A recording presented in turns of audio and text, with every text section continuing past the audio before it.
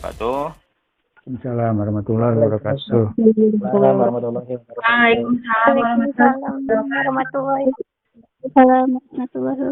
Waalaikumsalam Terima kasih warahmatullahi buat teman-teman wabarakatuh. yang udah bergabung di webinar series kali ini antara Kampus Guru Indonesia, Edutrimedia, dan juga jurusan PGMI IAIN Syekh Nurjati Cirebon. Nah, web series ini sebenarnya web series yang kedua, dan mungkin akan ada web series selanjutnya. Buat teman-teman yang mau ikut bisa tongkrongin aja infonya di Kampus Guru, barangkali mau ikut ya. Dan hari ini kita akan membahas ada 3 narasumber kita hari ini yang akan membahas beberapa submateri dengan tema menciptakan sekolah yang menyenangkan. Nah, kali ini sebelumnya mungkin buat teman-teman saya akan perkenalkan dulu beberapa pemateri kita hari ini. Yang pertama ada Bapak Dr. Andes Aceng Jayalani, MAG. Beliau guru dosen di Yayasan Syekh Nurjati Cirebon. Saya yakin teman-teman udah pada kenal karena beliau mengampu MK teman-teman juga. Ya, Dan yang terima kasih. kedua Assalamualaikum. ada Waalaikumsalam Bapak. Nah, yang kedua, oh ya, tadi Pak Aceng akan membahas pendidikan Islam dalam sistem pendidikan nasional. Dan yang kedua ada Ibu Fatimah MAG. Beliau juga dosen IAIN Syekh Nurjati Cirebon di jurusan PGMI ya. Nah, beliau akan membahas konsep kurikulum nasional dalam merespon tantangan pendidikan generasi milenial di era 4.0. Nah, Ya. selanjutnya ada Assalamualaikum. pemateri. Oh ya, waalaikumsalam Ibu. Nah, selanjutnya nanti ada pemateri Bapak Dr. Andes Haji Mohmasnun MPD. Beliau juga dosen jurusan PGMI di IAIN Syekh Nurjati Cirebon yang akan membahas menjadi guru inspiratif sepanjang masa. Mudah-mudahan tidak ada halangan dan beliau bisa gabung ya. Oke, itu sepintas aja tentang narasumber kita hari ini. Lanjut, saya tidak akan berpanjang lebar karena saya akan menyampaikan langsung ke pemateri yang pertama kita, yaitu Ibu Fatimah MAG. Kepada beliau kami persilahkan. Ya, Bismillahirrahmanirrahim. Assalamualaikum warahmatullahi wabarakatuh. Waalaikumsalam warahmatullahi wabarakatuh. Pertama-tama saya ucapkan alhamdulillahirabbil alamin. Puji syukur kehadirat Ilahi Robbi yang telah memberi kita limpahan nikmat iman, Islam, ihsan, nikmat sehat walafiat sehingga kita bisa bertemu dalam forum webinar series ini. Tak lupa salawat serta salam kita panjatkan kepada junjungan kita Nabi Muhammad SAW beserta keluarganya, para sahabatnya, dan kepada kita sebagai pengikutnya. Amin. Selanjutnya saya ucapkan terima kasih banyak dan salam hormat kepada Kampus Guru Indonesia yang telah berkolaborasi dengan Edutrimedia Official dan jurusan PGMI, IAIN Syekh Nurjati Cirebon yang telah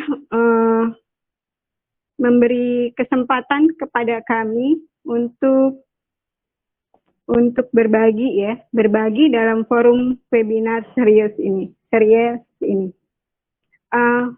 Tak lupa hormat kami juga untuk Bapak Ketua Jurusan PGMI, YIN Syekh Nurjati Cirebon, Ibu Sekretaris Jurusan PGMI, teman-teman pemateri webinar hari ini, kepada Pak Heru Mudianto yang sudah memfasilitasi kami untuk bisa bergabung dalam forum ini. Begitu juga kepada para teman-teman dosen PGMI yang sudah memberikan support kepada kami untuk bisa menyelenggarakan proses ini. Salam hormat dan salam sayang kami untuk teman-teman mahasiswa PGMI dan teman-teman peserta webinar ini. Bismillahirrahmanirrahim. Pada kesempatan ini, saya akan mencoba untuk membahas tentang konsep kurikulum pendidikan Islam, konsep kurikulum pendidikan nasional dalam merespon tantangan pendidikan generasi milenial di era 4.0. Yuk, Mas Heru, next ke PowerPoint. Ya, next, Mas Heru. Ya, baik. Kalau kita bicara tentang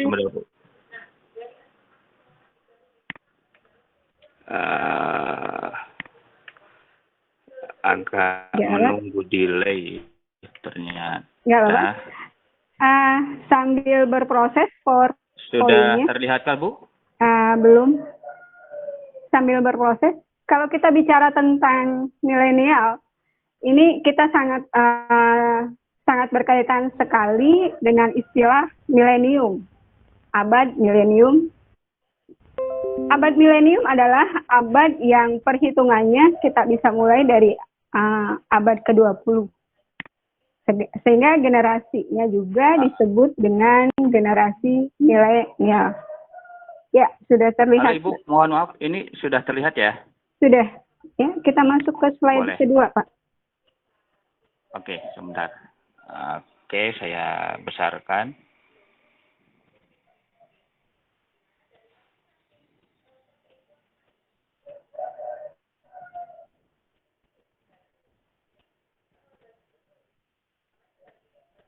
Ya. Yang ini kah, Bu? Ya. Kalau kita bicara tentang apa itu era 4.0, era 4.0 itu sebetulnya merupakan masa perkembangan bidang industri yang dimulai pada abad 19 dengan istilah revolusi industri. Ini di pertengahan abad ke-19 ya. Revolusi industri ini pun berjalan dari masa ke masa kalau kita lihat dari sejarahnya. Kita bisa lihat era 1.0 di mana ditandai dengan penemuan mesin uap yang sifatnya itu proses bekerjanya mesin masih sifatnya sangat terbatas. Misalkan ada mesin uap, kemudian ada mesin pintal yang itu kalau kita bicara perspektif industri, skala produksinya tidak terlalu banyak. Ini hanya kita bicara tentang di awal kita bicara tentang revolusi industri dulu.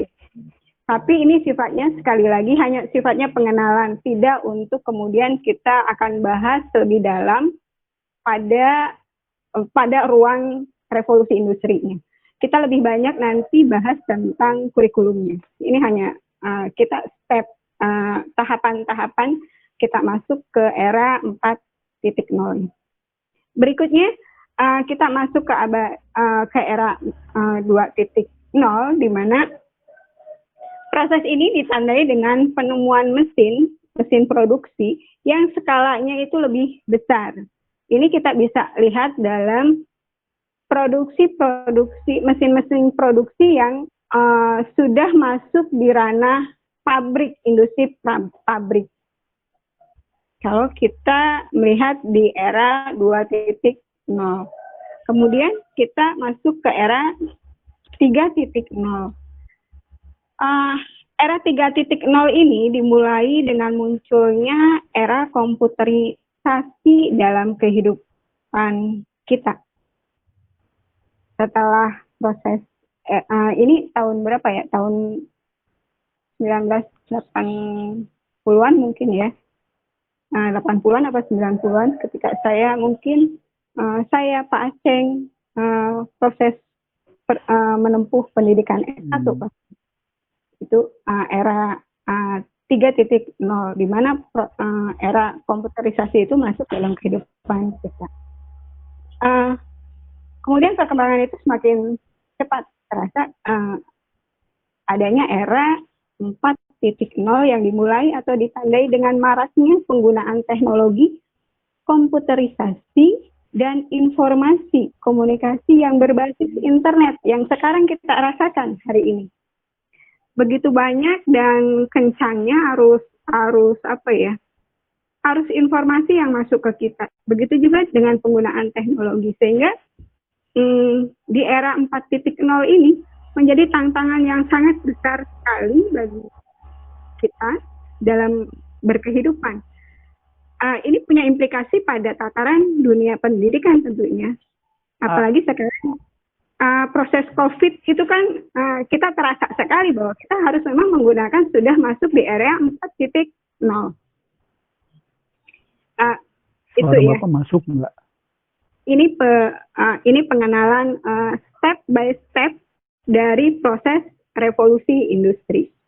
Baik, mind map pada proses materi webinar saya ini mungkin tadi kita bicara tentang era 4.0 atau era milenial, kemudian kita bicara tentang pendidikan nasional di 4.0. Di pendidikan nasional nanti kita akan bahas coba tentang bagaimana sebetulnya sejarah proses perkembangan kurikulum di Indonesia dari mulai Indonesia merdeka sampai hari ini adanya kurikulum 2013 yang edisi revisi. Kemudian kita bicara tentang kurikulum 4.0. Next.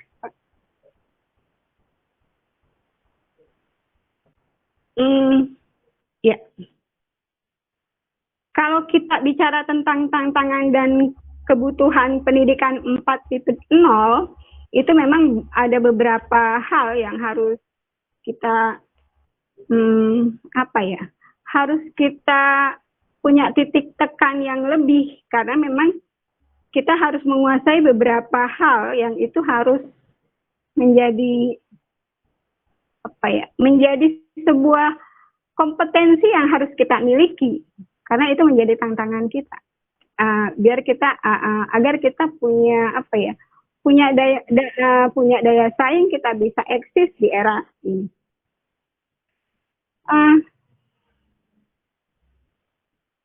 Tantangan itu adalah penguasaan life skill peserta didik. Penguasaan life skill peserta didiknya. Sebetulnya kita tahu bersama, tadi saya sudah ungkap di tahapan revolusi industri itu bahwa ketika kita berada di area 4.0, maka kita harus mampu beradaptasi dengan proses-proses percepatan perkembangan teknologi, baik itu komputerisasi maupun proses percepatan informasi yang kita dapat.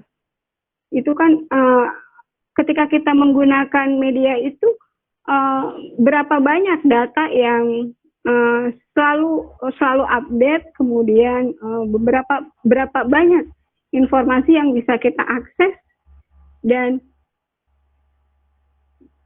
kemampuan kita untuk di area itu menjadi sebuah keharusan. Ketika kita harus mengikuti itu, maka life skill peserta didik itu juga harus kita perhatikan. Artinya kita harus mengimbangi proses percepatan itu dengan life skill yang dalam tanda kutip kemudian proses jati diri bangsa ini tidak terkikis oleh proses yang begitu derasnya arus 4.0 itu, karena perkembangan komputerisasi, informasi, data yang masuk dan lain sebagainya.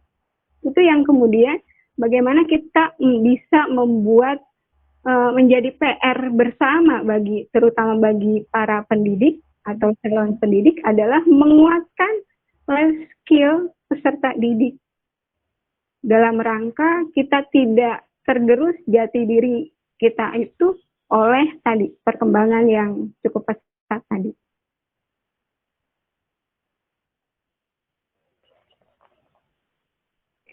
Kalau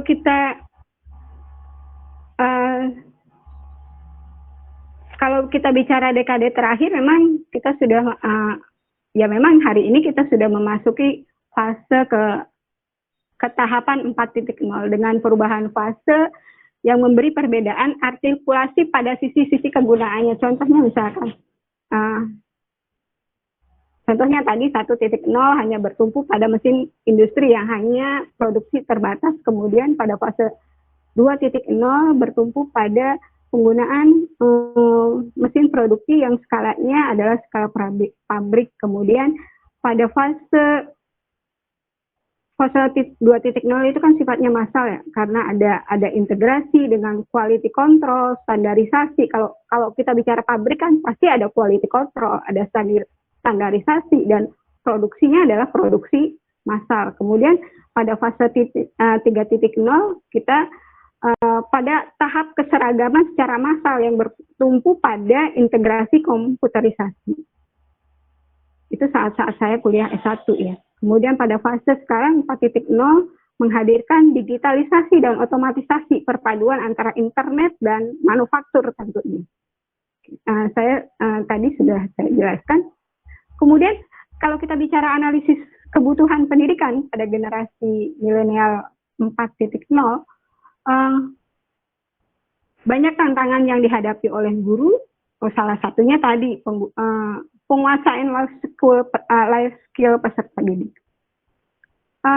Kalau kita kutip dari World Economic Forum pada tahun 2018 menyatakan bahwa pendidikan adalah tantangan terbesar abad hari ini. Kenapa menjadi tantangan yang terbesar? Ya karena kita tahu bersama bahwa dampak dari revolusi industri 4.0 itu mempunyai dampak yang tidak sederhana pada aspek kehidupan manusia. Banyak lini termasuk adalah salah satunya tadi dunia pendidikan yang sudah kita bahas tadi. Dalam hal ini, pendidikan era ini ditandai dengan semakin sentralnya peran teknologi siber ya dalam kehidupan manusia. Dengan kemudian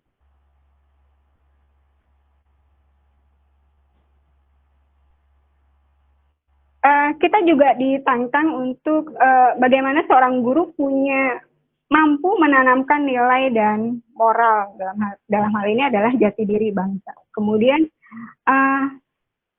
sebagai seorang pendidik kita ditantang untuk mampu menguasai tadi perkembangan proses yang begitu cepat, sehingga apalagi sekarang musim COVID yang kemudian kita belajar jarak jauh.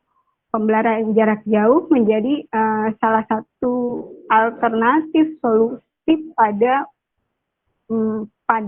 pandemik ini, sehingga dituntut seorang guru harus mampu menguasai IT tersebut. Kemudian persaingan arus global dunia, yaitu masyarakat ekonomi Asia. Kita tahu bersama bahwa hari ini persaingan hidup kita itu sangat ketat. Kita bisa lihat bagaimana tenaga asing bisa masuk ke kita manakala kita tidak mampu bersaing dengan mereka secara kompetensi, secara kemampuan. Mungkin itu kita bicara sepintas tentang revolusi industri di 4.0. Kemudian kita bicara, sekarang kita mulai memasuki tahap bicara tentang kurikulum. Kalau kita bicara tentang kurikulum, sebetulnya secara kebahasaan, kurikulum diartikan sebagai sebuah jarak yang harus ditempuh. Jarak yang harus ditempuh. Mohon maaf, ini ada teknis.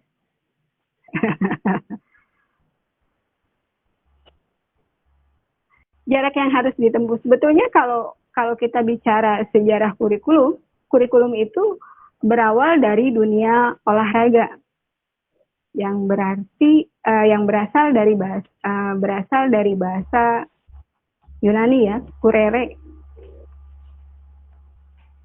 Kurere yang punya makna tempat berpacu.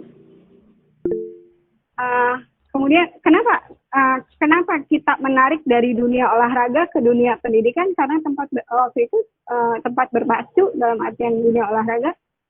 Seorang pelari harus memulai dari start sampai finish untuk memperoleh sebuah penghargaan. Kalau kita analogikan,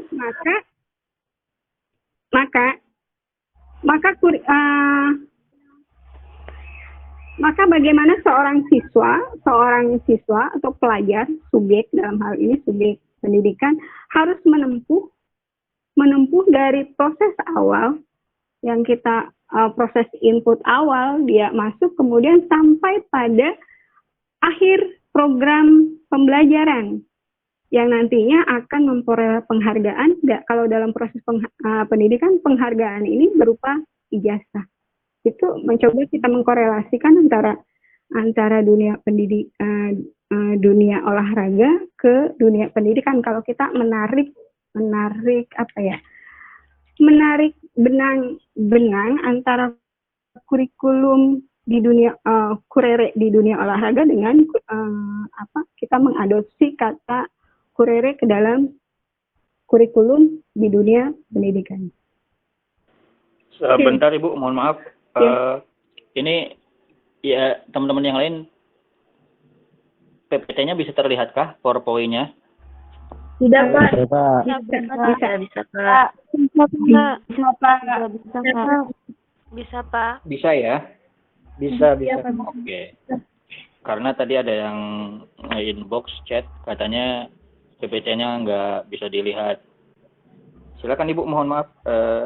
Ya. Lanjutkan kembali. Ya. Tapi kalau kita bicara kurikulum secara real di lapangan, sebetulnya kurikulum adalah merupakan rancangan atau perumusan yang memang dari semua aspek tataran kesiapan untuk melakukan proses kegiatan pendidikan dalam rangka mencapai tujuan, tentunya tujuan pendidikan. Jadi dalam hal ini, fungsi kurikulum adalah sebagai pedoman dalam proses kegiatan pembelajaran. Kalau kita bicara secara detailnya, kurikulum ya banyak fungsinya sebagai pedoman dalam pelaksanaan proses pembelajaran. Itu bisa berlaku bagi pendidik maupun bagi sivitas akademika. Bagi kepala sekolah dan pengawas, kurikulum juga sama sebagai pedoman dalam melaksanakan survei dan kepengawasan ketika di lapangan. Karena ya semua aktivitas kegiatan di sekolah itu larinya kita akan kembali ke kurikulum tadi, karena kurikulum itu adalah konsep atau perumusan atau rencana yang memang kita susun agar bagaimana tujuan pendidikan itu tercapai. Jadi kalau kita bicara skup kurikulum secara besar, jadi tidak hanya sebatas mapel, tidak hanya sebatas konten, tetapi ini sangat luas. Kita bicara tentang manajemennya, kita bicara tentang pengelolaannya, kita bicara desainnya, kita bicara kebijakannya, dan lain sebagainya. Jadi Jadi di situ. Tapi kemudian tapi nanti seiring di lapangan nanti kita bisa mengkerucut kurikulum itu, kita bisa dilihat dari aspek yang mana, sudut pandang yang mana, apakah sudut pandang kelembagaan ataukah sudut pandang mapel, bisa aja dari sudut pandang pendidikan nasional. Jadi tergantung skupnya, tergantung ruang lingkupnya.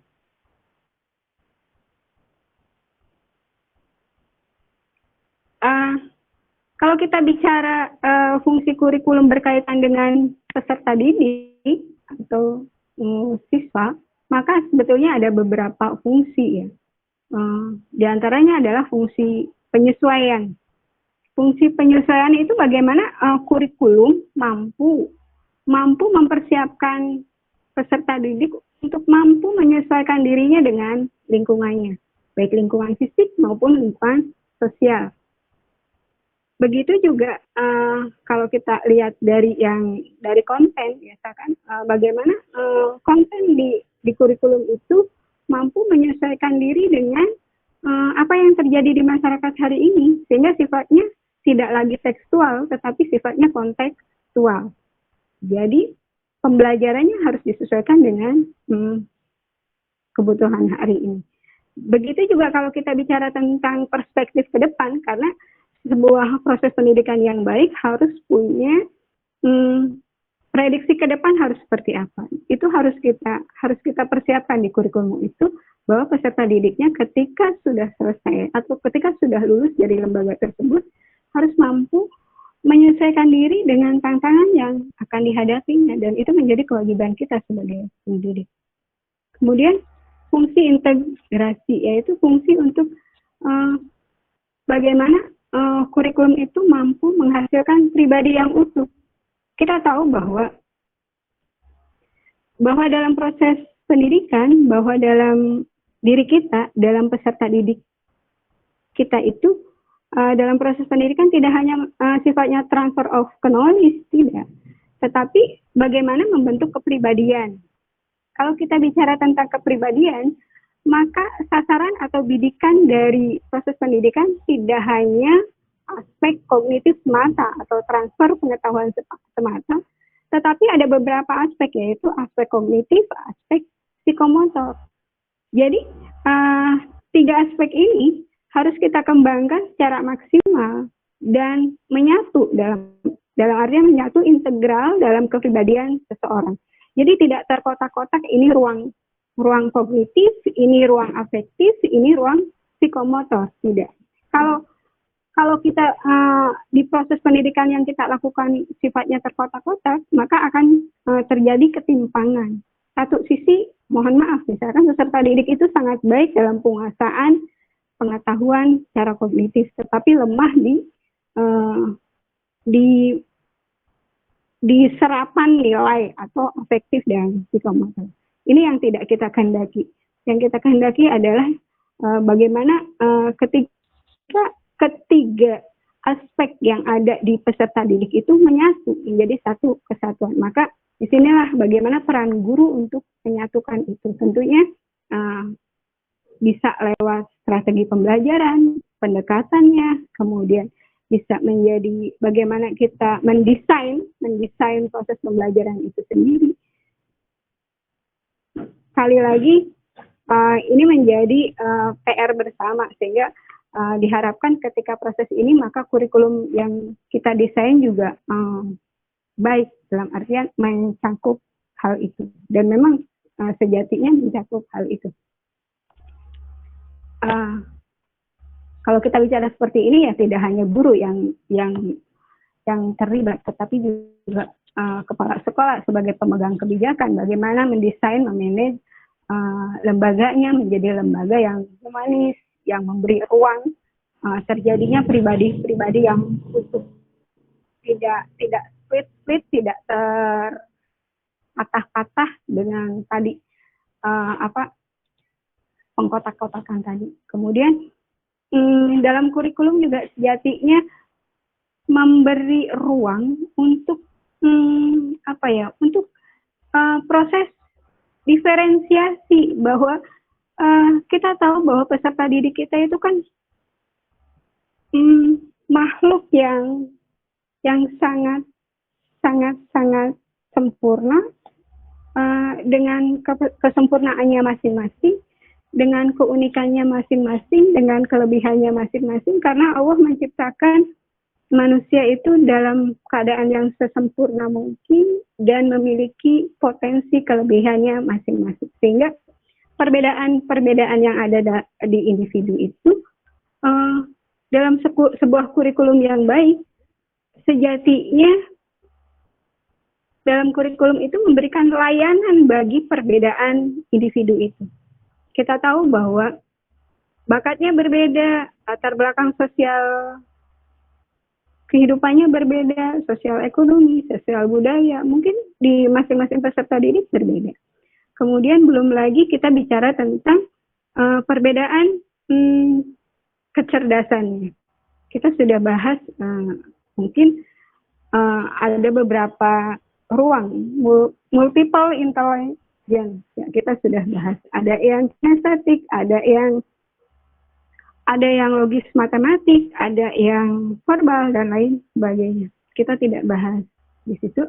Yang jelas sebuah kurikulum yang baik harus memberi ruang, memberi layanan terhadap perbedaan individu tersebut sehingga mereka bisa mampu bisa mampu dioptimalisasikan kemudian keragaman keunggulannya di ranah ini.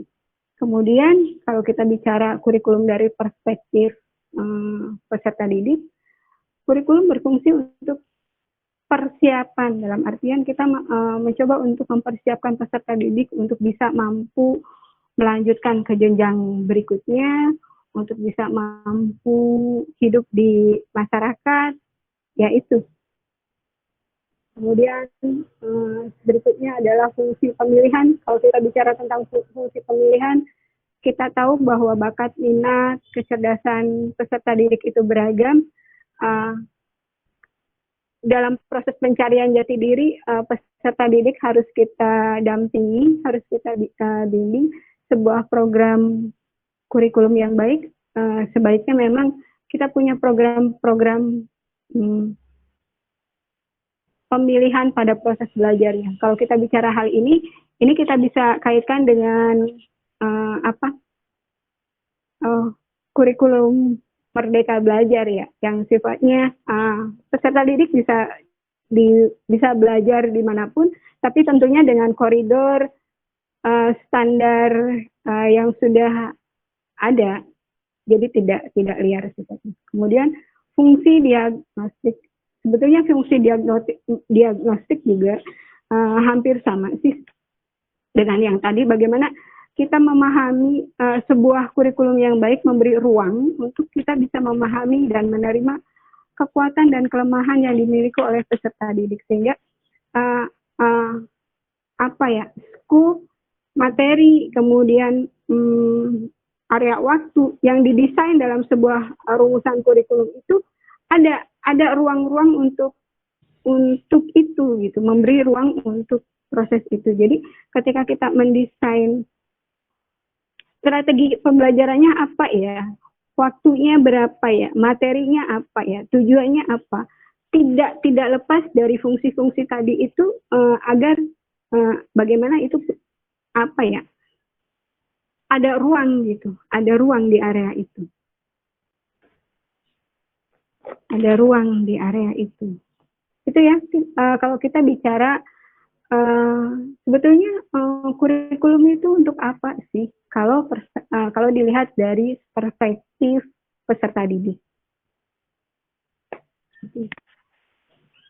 Saya tidak bahas tentang bagaimana proses pengembangan kurikulum, kemudian prinsip-prinsipnya, karena itu akan masuk di materi yang akan lebih dalam tentunya kalau kita itu nanti masuk ke area perkuliahan telah kurikulum ya.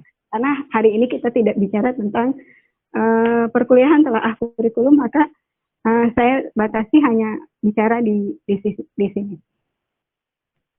Hanya di tataran sampai di sini. Kalau kita bicara tentang telaah ya kita akan jauh lebih dalam kita bicara kurikulum ini.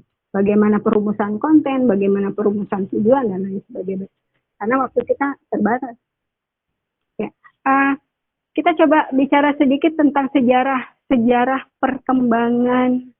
pengembangan kurikulum di Indonesia. Kita tahu bahwa kita merdeka tahun 1945.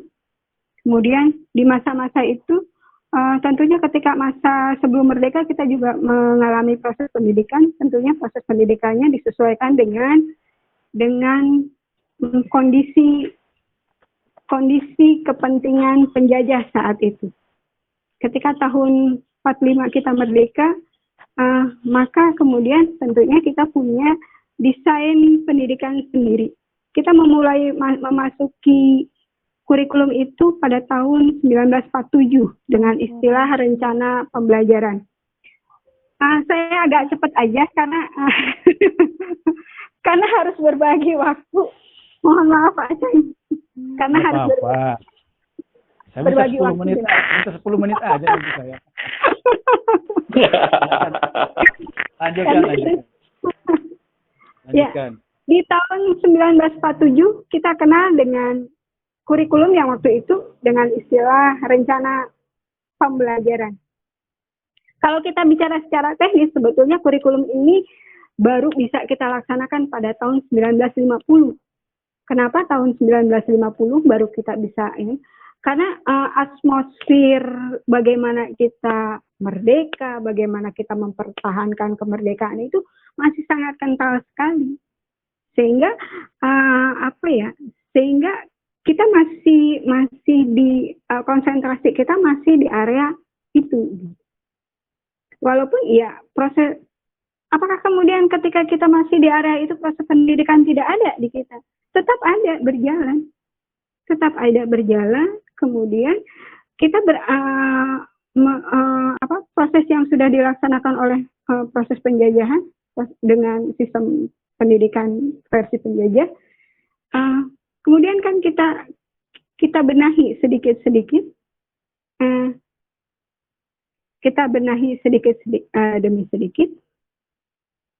Waktu itu memang proses dengan kurikulum yang kita kenal dengan istilah rencana pembelajaran itu berisi tentang hanya dua. Kalau kita bicara secara garis besar itu hanya berisi mapel dan garis-garis besar pengajaran. Mapelnya apa? Kemudian hanya garis-garis besar pembelajaran, garis-garis besar pengajaran itu meliputi tujuan, tentunya tujuan, kemudian konten, materi.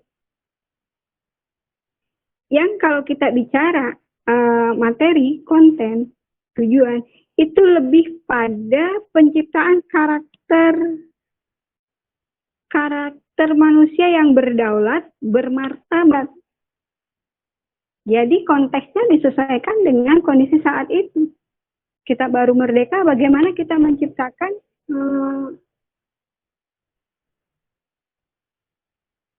bangsa yang bermartabat, berdaulat, yang punya kesejajaran dengan bangsa lain yang sudah merdeka. Jadi di situ titik tekannya pada karakter, semangat untuk bermartabat, semangat untuk merdeka, semangat untuk ini loh bahwa Indonesia ini merdeka, ini loh saya bangga dengan kemerdekaan saya. Di situ kan artinya bagaimana kurikulum kita memberi semangat bahwa kita mampu loh menjadi menjadi bangsa yang merdeka. Kita mampu sejajar. Jadi semangat itu yang kita tekankan pada proses pendidikan saat itu. Jadi 47 dengan rencana pembelajarannya atau plan-nya yang kalau kita garis bawahi adalah pendidikan karakter, lebih karakter mempertahankan kemerdekaan. Kemudian 47 kita terjadi, bukan, saya lebih cenderung menggunakan bahasa pengembangan daripada perubahan. Kalau perubahan itu kan kelihatannya kayak apa ya? Kayak ini banget gitu tuh. Kalau pengembangan kan kita kembangkan dari A ke apa gitu tuh. Jadi ada esensinya masih ada. 1954 kita mengembangkan dari plan atau rencana pembelajaran ke rencana pembelajaran terurai. Rencana pembelajaran terurai dengan rencana pembelajaran itu apa bedanya? Kira-kira apa? Ya, perbedaannya adalah pada isi pelajaran. Harus disesuaikan dengan kehidupan sehari-hari. Sebetulnya ya, proses pendidikan yang sejati adalah proses yang salah satunya adalah bagaimana proses itu didekatkan dengan kehidupan sehari-hari kontekstual. Jadi tidak kita berada di langit sementara kita ada di bumi. Jadi memang kita berada di bumi, sifatnya kontekstual itu ya. Dalam proses ini ya di situ ada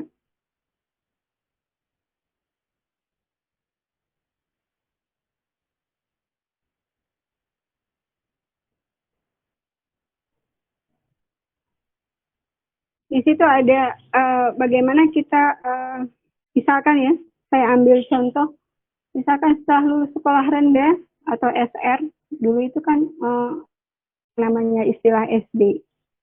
Zaman ayah saya, bapak saya, sekolahnya namanya SR, sekolah rendah.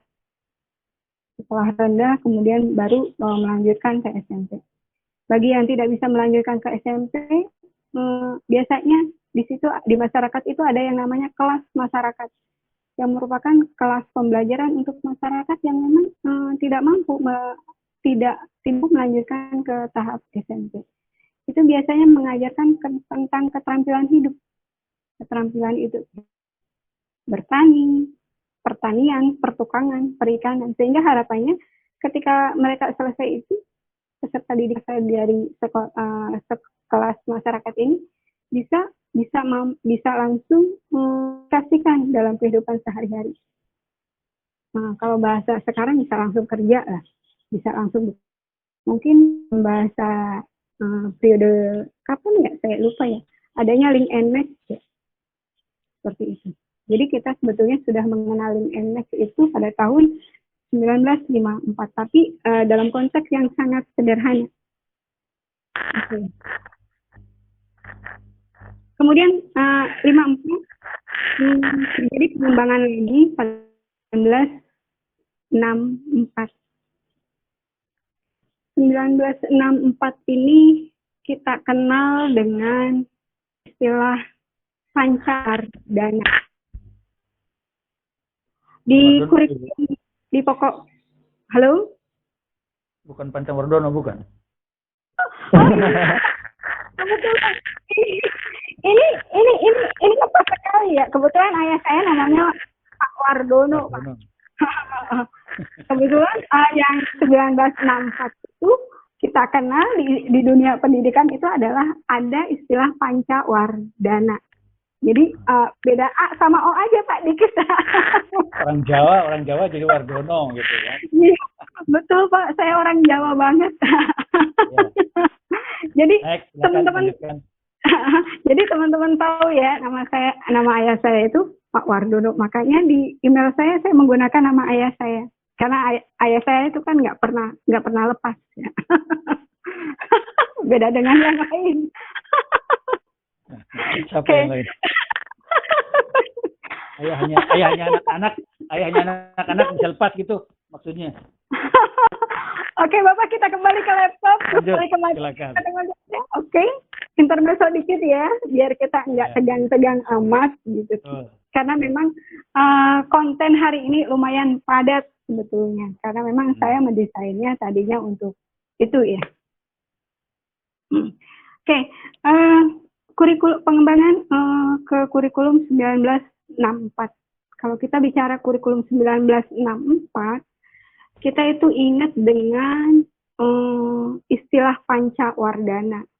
Pancawardana itu fokus dalam proses pada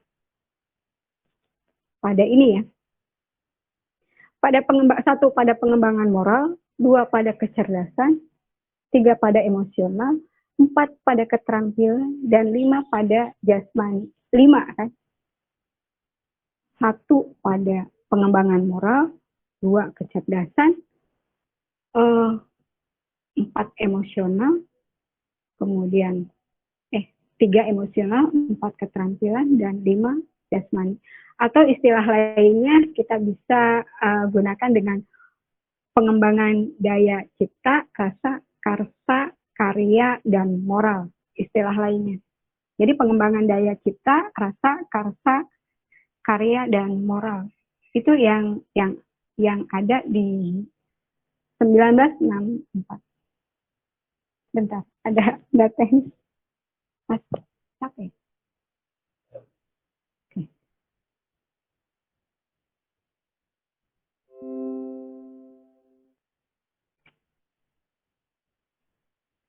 Jadi itu, kenapa pokok-pokok pikiran kurikulum 1964 itu pada Pancawardana ya apa ya? Ya karena di sini kan sudah kelihatan tuh penekanan pada pengetahuan dan kegiatan yang sifatnya fungsional praktis. Kalau kita lihat dari Pancawardana ya, yang tadi pengembangan moral, kecerdasan, emosional, keterampilan jasmani, kita sudah melihat bagaimana sudah ada proses titik tekan pada penguatan pengetahuan dan kegiatan fungsional praktis. Tentunya kita tidak lepas dari kegiatan fungsional praktis karena ya salah satu tuntutan proses pendidikan adalah itu. Ada proses-proses yang memang harus pragmatis, harus ada kejelasan manfaat praktisnya. Itu sebuah keharusan. Kita tidak bisa hilang dari itu.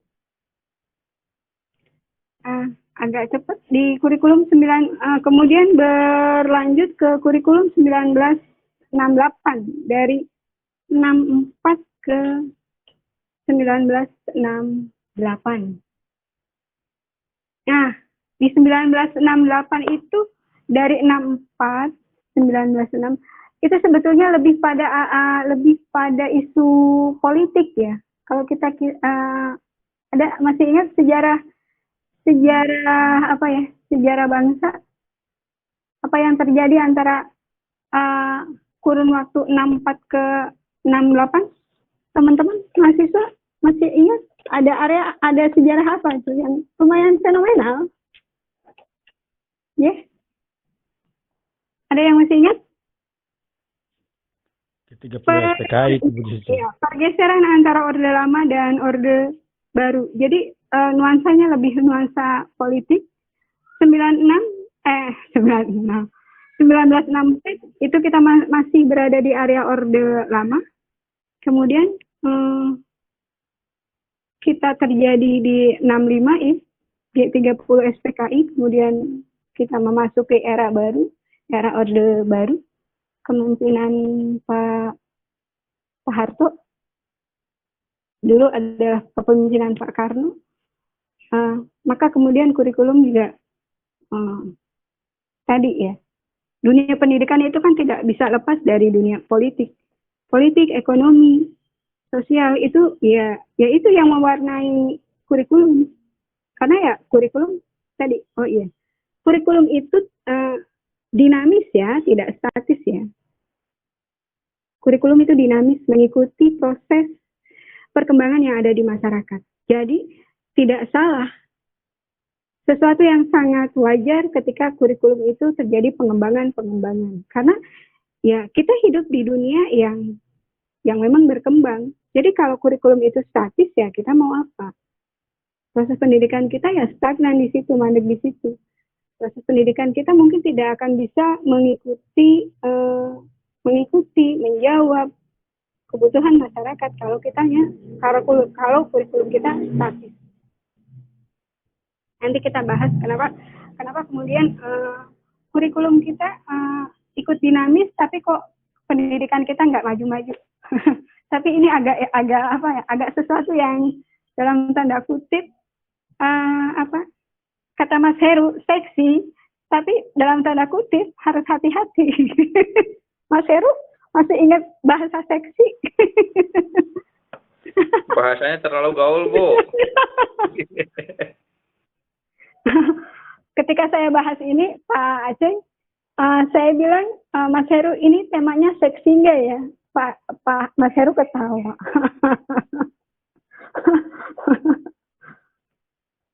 Ya, kita masuk kembali ke konten, ke materi. Pengembangan kurikulum 1968 itu lebih bermuara pada politik tadi, orientasi politik. Padahal baru ya, 1964 itu kan baru ya. Kemudian karena tadi orientasi, maka orientasinya juga di samping Pancawardana masih menjadi ini, tapi di situ di 1968 ini pemerintah lebih menekankan pada pembinaan jiwa Pancasila. Kenapa lebih menekankan pada pembinaan jiwa Pancasila? Ya karena kita tahu bahwa tahun 1965 itu kita mengalami pergolakan, bagaimana G30 SPKI terjadi, bagaimana proses-proses sejarah itulah. Tidak harus saya jelaskan di sini, teman-teman bisa eksplor ini ke literasi yang lain yang lebih dalam, yang tentunya lebih punya kompeten untuk membahas sejarah bangsa di masa Orde Baru, Orde Lama, pergolakannya seperti apa. Cari referen yang lebih baik di situ. Jadi di 1968 tentunya pemerintah tidak ingin terulang kejadian 1965, maka kemudian struktur kurikulumnya mengalami pengembangan, menitik beratan pada pembinaan jiwa Pancasila, kemudian penguatan pengetahuan, kemudian penguatan kecakapan khusus. Kecakapan khusus ini adalah orientasinya ya peserta didik punya kompetensi di bidang. Ya, tadi sebetulnya bidangnya ya masih sama sih, yang dalam artian apa ya? Mereka mampu beradaptasi dengan lingkungan hidupnya, mampu punya dalam kegiatan pendidikan itu mampu punya kegiatan fungsional praktis. Ya. Jadi 1964 pencitraan kurikulumnya seolah-olah ini adalah kurikulum Orde Lama, dan 1968 pencitraannya ini adalah kurikulum Orde Baru dengan tujuan pada pembentukan manusia berpancasila sejati. Dan kalau kita lihat kurikulumnya, ini lebih menekankan pada pendekatan organisasi materi pelajarannya. Ada kelompok pembinaan Pancasila, ada kelompok pengetahuan dasar, ada kelompok kecakapan khusus yang kalau kita lihat dokumennya, itu kalau tidak salah jumlah pelajarannya ada 9. Mangga nanti teman-teman yang ini bisa buka lagi file dokumennya. Dan 9 ini hanya memuat materi pelajaran pokok-pokok saja.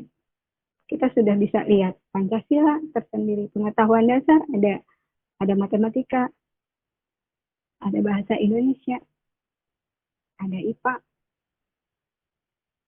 Kalau cerita bapak saya sih begitu. Walaupun kalau kita bisa bicara tentang cerita itu kan referen yang kurang ini ya kalau secara ilmiah. Tapi saya juga sebetulnya tidak hanya mengambil dari referen ayah saya, tidak. Tapi ada beberapa dokumen yang mungkin kita tidak bahas panjang lebar di sini. Dari 68 kemudian kita ke 75 ke kurikulum periode 1975. Nah, di 75 ini kita kenal dengan istilah, ada yang masih ingat teman-teman? PPSI, Prosedur Pengembangan Sistem Instruksional. Di sini kurikulum sudah mulai ada ini nih. Sudah menekankan pada tujuan. Prosedur pengembangan sistem instruksional. Di kurikulum 1975 ini menekankan pada tujuan. Maksudnya apa? Maksudnya agar pendidikan itu lebih efektif dan efisien. Yang mempengaruhi proses ini, yang melatar belakangi lahirnya itu adalah sebetulnya pengaruh dari konsep di bidang manajemen atau MBO. Mungkin ini akan yang bicara banyak nanti Pak Haji Masnun, karena Pak Haji Masnun bidangnya di manajemen pendidikan. Saya hanya ini. Kemudian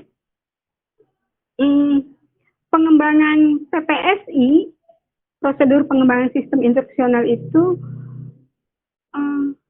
di proses ini kita kenal dengan istilah ada satuan pelajaran. Maksudnya rencana pelajarannya itu setiap bahasan. Nah, kalau sekarang kita kenal ada KD, ada indikator, ada tujuan pembelajaran. Ini awal sekali di sistem kurikulum kita itu, awal sekali itu adalah kita kenal dengan tujuan instruksional umum dan tujuan instruksional khusus. Itu adanya di tahun 1975 di PPSI itu. Kemudian di PPSI ini ya, salah satu isinya di kurikulum PPSI 1975 itu ada tujuan. Tujuan itu terdiri dari, ya kalau kita bicara hierarki tujuan ya saya balik lagi ya. Ada tujuan pendidikan nasional, ada tujuan institusional, ada tujuan kurikuler, ada tujuan instruksional. Nanti instruksionalnya ada instruksional umum, instruksional khusus. Kalau kita bahas dalam itu ya kita waktunya nggak kekejar. Kita langsung kita ini aja, kita balap aja. Di tujuan di sini ada di PPSI ini ada tujuan instruksional umum, tujuan instruksional khusus yang proses pembuatannya karena ini area COVID ya kita agak susah. Jujur saja saya secara pribadi agak keteteran ketika pembelajaran online. Sebetulnya ketika telaah kurikulum itu ya saya sebetulnya banyak berharap bisa tatap muka dengan mahasiswa, sehingga ketika saya harus harus memberikan bagaimana merumuskan TIU instruksional, tujuan instruksional umum, bagaimana merumuskan tujuan instruksional umum khusus, bagaimana korelasi antara KD, kemudian indikator, tujuan pembelajaran yang hari ini memang ada di kurikulum 2013 edisi revisi dengan di PPSI. Itu kan sebetulnya butuh ketemu, butuh coret-coret di papan tulis, di whiteboard, karena mungkin nggak tahu tuh nanti seperti apa. Mohon maaf nanti kalau misalkan pendalamannya tidak sedalam yang kita bisa ketemu. Di PPSI itu tadi, balik lagi ke PPSI, di PPSI itu ada TIU, ada TIK, ada materi pelajaran, ada alat pelajaran, ada kegiatan belajar mengajar, dan ada evaluasi. Jadi sudah mulai lebih rinci dibanding kurikulum yang sebelumnya. Jadi kalau kurikulum yang sebelumnya itu kan masih pada garis besarnya saja. Ada tujuan, ada konten, oke, ada materi. Gitu. Bagaimana konten tersampaikan itu, tapi tidak di PPSI ini lebih tergambar sistematis.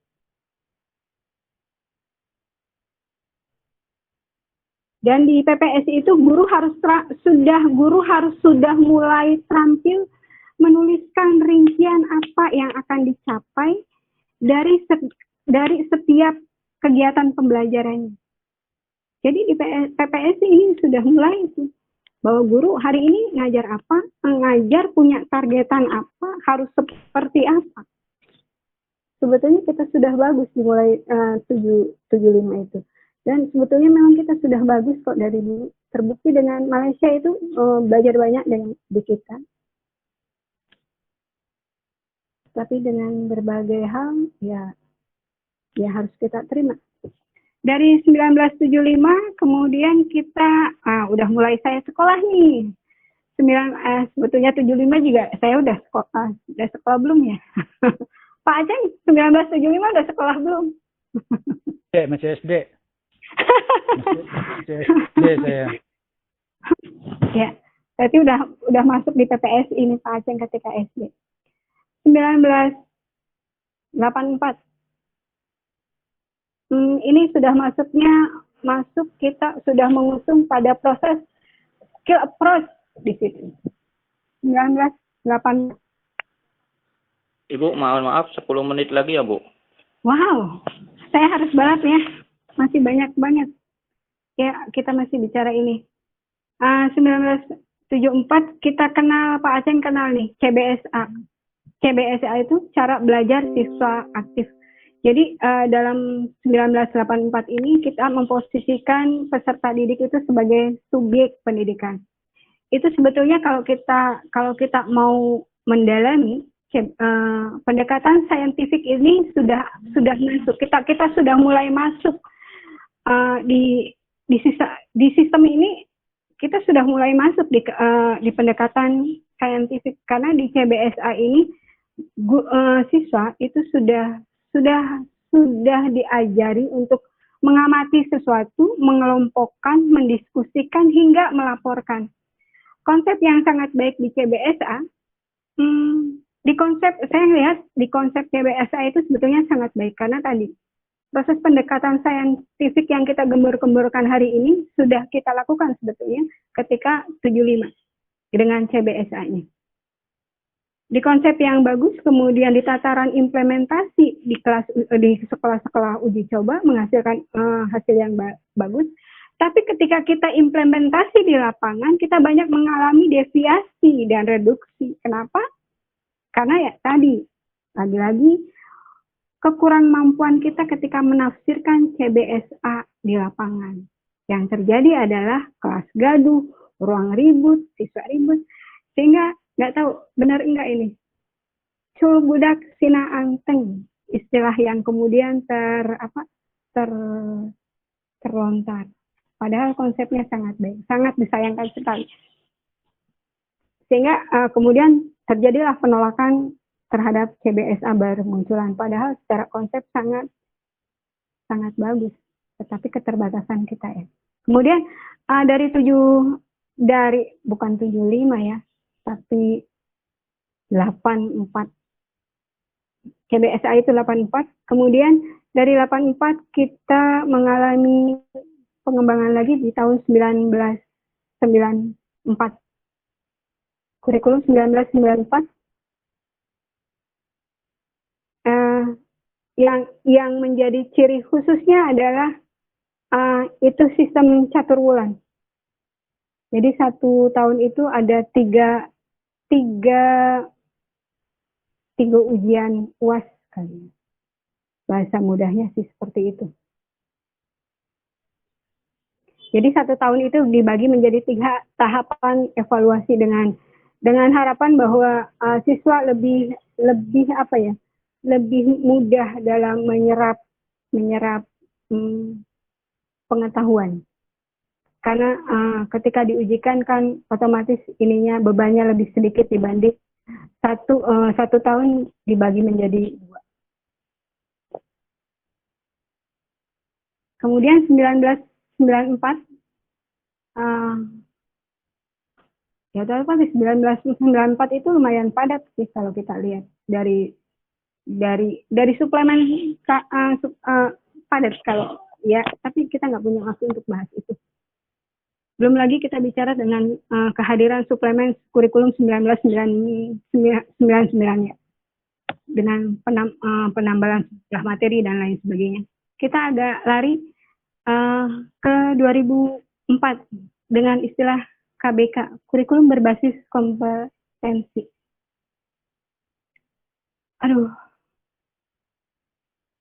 Kurikulum berbasis kompetensi, ya memang kalau kita bicara tentang suatu program pendidikan yang berbasis kompetensi, ya harus mengandung paling tidak tiga unsur pokok ya. Pertama adalah pemilihan kompetensi yang sesuai. Kemudian yang kedua adalah spesifikasi indikator untuk evaluasi, untuk menentukan keberhasilan pencapaian kompetensi. Yang ketiga adalah pengembangan pembelajaran itu sendiri. Bagaimana kita akan mencapai sebuah punya kompetensi yang jelas, manakala pemilihan kompetensinya nggak jelas. Begitu juga dengan indikator evaluasi, karena untuk pengukurannya itu, begitu juga pengembangan pembelajarannya. Oke, Mas Heru, karena saya juga agak buru-buru, agak tarik nafas. Kurikulum periode dari KBK kemudian ke KTSP. Awal diuji cobakan KBK itu tahun 2000 berapa ya? 2004, kemudian di 2006 ya. Kalau nggak salah, kita ini KTSP 2010, 2011 itu. Iya, KBK di 2004, kemudian desain perumusannya mulai 2004, Pak, KBK itu. Kemudian awal uji coba itu 2006, KBK ya. Kemudian dihentikan, muncul KTSP. KTSP itu disusun oleh Badan Standar Nasional Pendidikan. Ya, KTSP. Iya, KTSP. KTSP, apa KTSP teman-teman? Kurikulum? Kurikulum tingkat satuan pendidikan. Iya, 100 untuk Mas Heru. Applause. Daripada saya dikejar. Para Saya peserta ini dikejar-kejar. kemana nih? Para peserta Halo. tidur apa kenal ini? Halo, peserta Tahu tidur siapa? lah. Halo. Iya, Bu. Ya. Iya, Bu. Ya. Ya. Ini teman-teman. Iya, Bu. Ya, Bu. Teman-teman kebanyakan semester 1 ya. Kebetulan semester 1 Ibu ngajar juga di Tafsir Tarbawi, PGNIC ya. Ya, kalau teman-teman belum kenal Ibu ya. Kita belum pernah ketemu ya? Belum. Belum, Bu. Ya. Iya, belum, Bu. Ya. Ya, sekarang ya seperti ini saya. Mudah-mudahan kondisi normal nanti kita bisa ketemu ya. Amin. Kurikulum tingkat Amin. ya. Kita bicara kurikulum tingkat satuan pendidikan KTSP. Kurikulum ini operasionalnya disusun oleh dan dilaksanakan oleh masing-masing satuan pendidikan. Jadi sebetulnya di kurikulum ini kita merumuskan sendiri, melaksanakan sendiri kurikulum yang kita buat. Tapi tidak lepas, kita tetap punya apa ya? Punya standarisasi deh. Punya acuan. Kenapa KTSP itu kemudian digulirkan? Karena KTSP ini mencoba untuk menggali potensi daerah, menggali potensi tiap-tiap lembaga pendidikan. Tentunya ketika jadi ruhnya yang tahu diri kita adalah kita tahu kekuatan kita tahu potensi kita tahu kelemahan kita.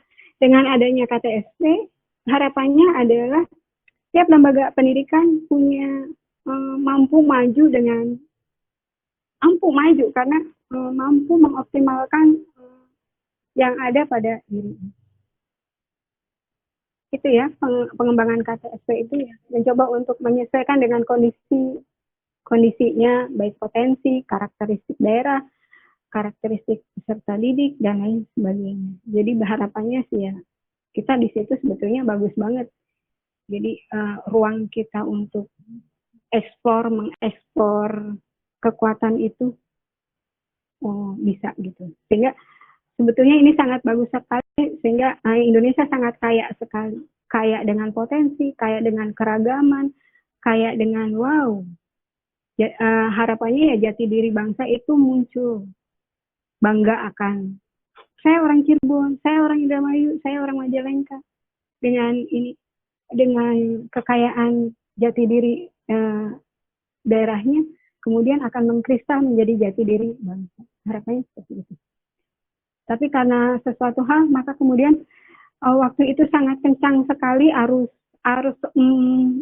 revolusi industri yang 4.0 itu dengan digitalisasinya, dengan dengan arus globalisasinya, agak mengguyur kita pada tataran yang dekadensi, bahasanya kasar banget ya. Sisi-sisi moral kita agak terkikis. Karena Karena derasnya arus itu. Bagaimana waktu itu, saya masih ingat, waktu itu seks bebas bergulir di dunia pendidikan, kemudian dunia tawuran dan lain sebagainya. Sehingga munculnya dalam keadaan seperti itu, muncullah kemudian kurikulum 2013. Yang itu area awalnya adalah bagaimana kita membenahi sisi-sisi afektif, sisi-sisi moral yang ketika itu, mohon maaf dalam tanda kutip, krisis. Itu ya. Karena waktu ya, sebetulnya masih banyak banget. Makanya sebetulnya saya bilang ke Mas Heru kayaknya saya butuh waktu yang panjang banget. Belum lagi kita bicara tentang kurikulum 2013 yang edisi revisi. Edisi revisi itu ada beberapa yang kemudian menjadi agak ruang guru itu agak punya nafas, terutama guru-guru yang bukan bidang mapel moral spiritual. Di mapel agama dan selain mapel agama dan mapel budi pekerti, kita sekarang kan kenal dengan di mapel matematika, ilmu alam, bahasa Inggris. Adanya 1, 2 itu kemudian menjadi sesuatu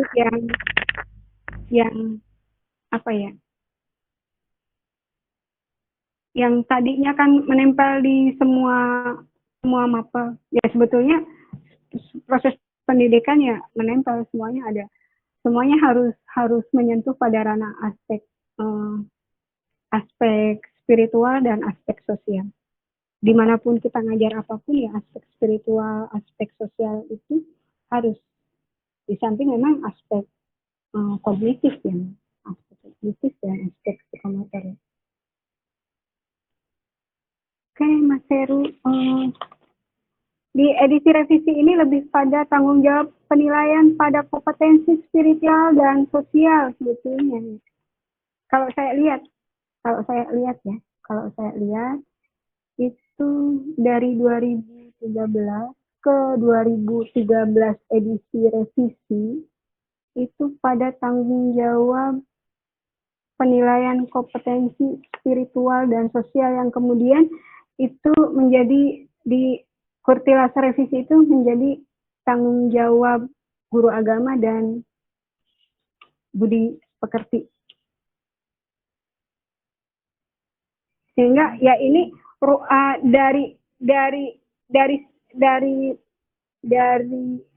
dari situ kemudian akan memberi ruang kreativitas yang lebih pada guru mapel lain. Sehingga sifatnya lebih fleksibel, lebih lentur. Di koherensi kompetensi inti juga itu akan punya imbas dengan KI 1 KI 2 hanya punya ruang guru agama dan budi pekerti. Begitu juga dengan kuluasan taksonomi. Itu implikasinya ada ke situ, tapi sayang kita nggak bisa bahas banyak karena waktunya, sekali lagi. Karena memang kalau kita bahas banyak, kita memang harus punya waktu tersendiri ya. Karena memang kalau kita bahasanya kurikulum sebetulnya sangat ini sekali. Baik, Mas Heru, kita next lagi ke slide berikutnya, ke kurikulum 4.0. Mau berangkat? Ya. Oke, sebentar.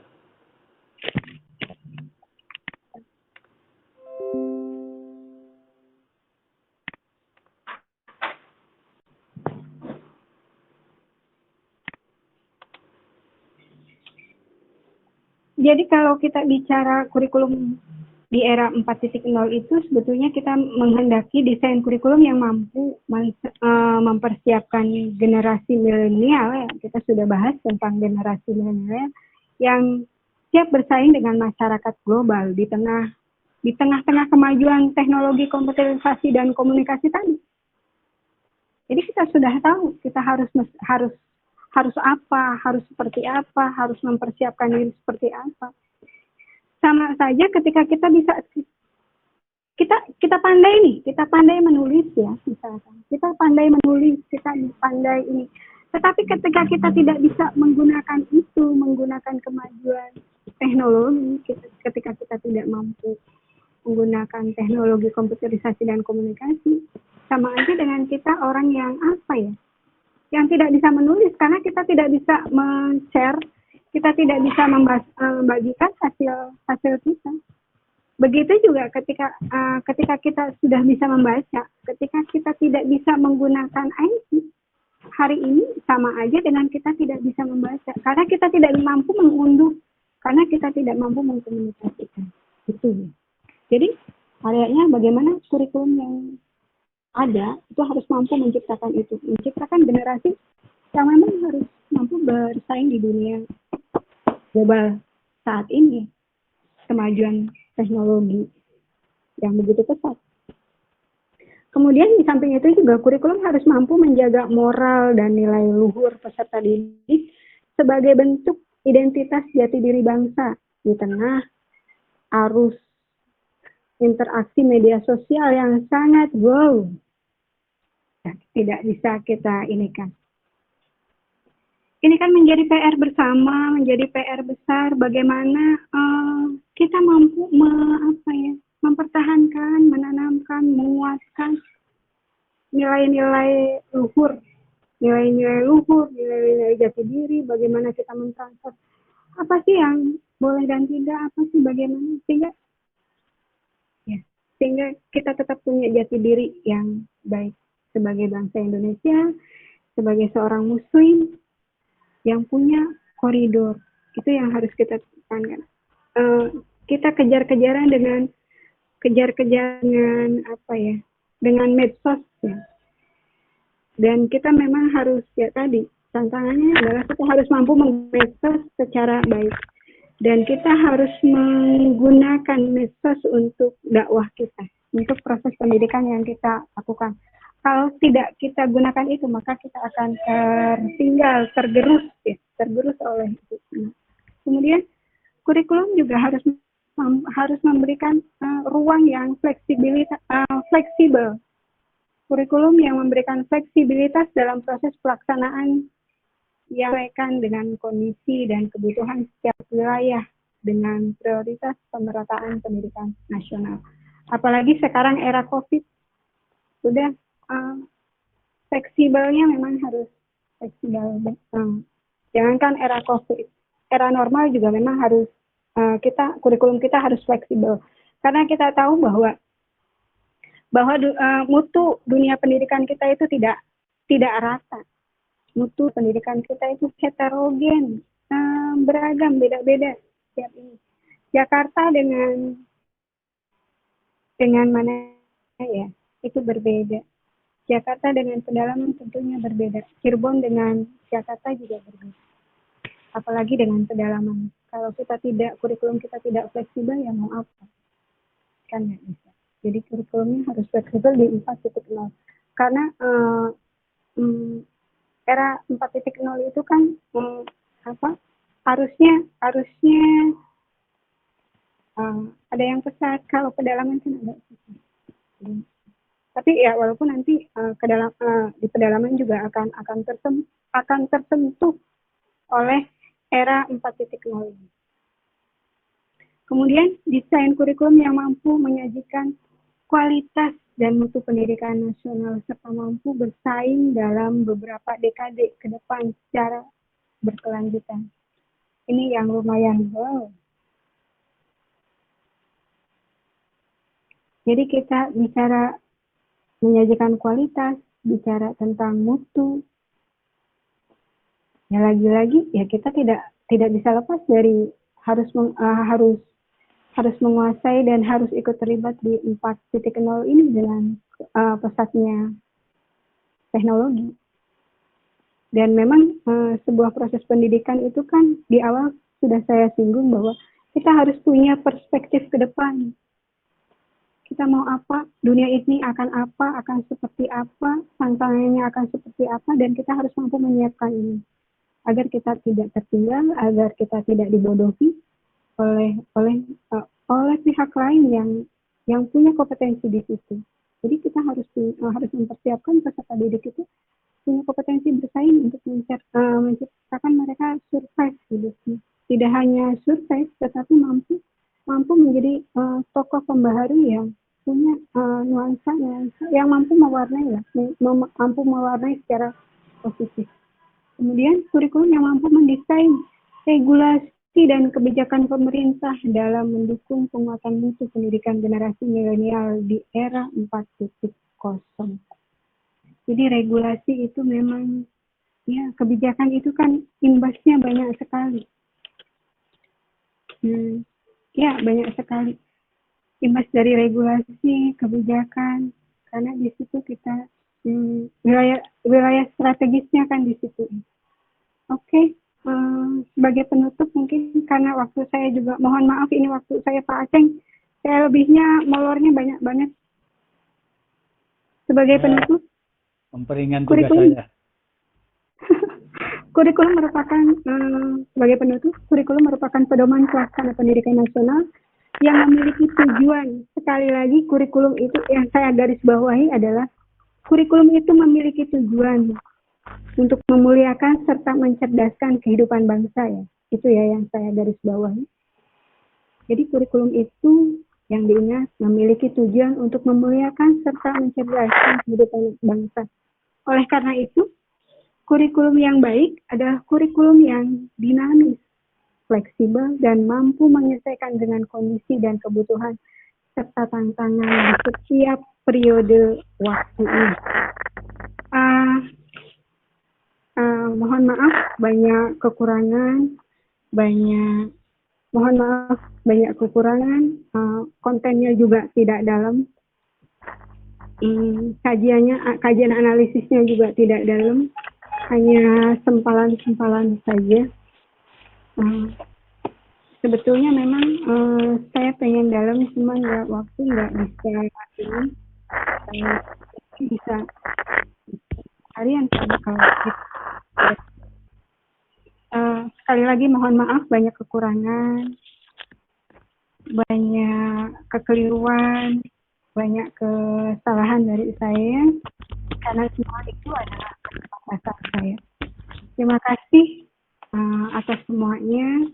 Terima kasih kepada teman-teman, kepada Mas Heru, kepada Kampus Guru Indonesia, kepada Edu Trimedia Official, kepada jurusan PGNI, kepada narasumber yang lain, kepada Mas Heru, kepada teman-teman dosen, kepada Pak Kajur, kepada Bu Sekir, kepada teman-teman mahasiswa semuanya. Terima kasih dan saya mohon dimaafkan atas semua kekeliruan, kelemahan, dan terima kasih. Assalamualaikum. Waalaikumsalam warahmatullahi wabarakatuh. Waalaikumsalam.